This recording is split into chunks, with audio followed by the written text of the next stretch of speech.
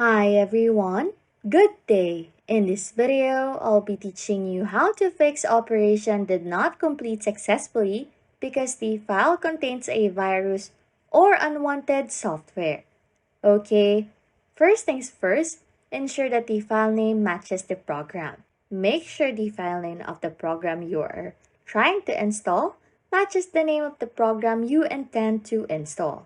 This is important because Windows may sometimes flag a file a potentially harmful if it is different name or if the name suggests is associated with malware or unwanted software. The error message operation did not complete successfully because the file contains a virus or potentially unwanted software typically occurs when Windows Defender or your antivirus software detects a file as potentially harmful. Ensuring that the file names aligns with the intended program can help alleviate this issue.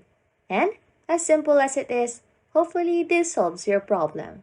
Anyways, if you like content like this, don't forget to subscribe to this channel or comment down below any tutorials you want us to make so we can help you.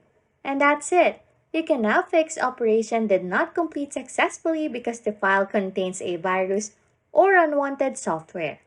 Thanks for watching and happy scrolling.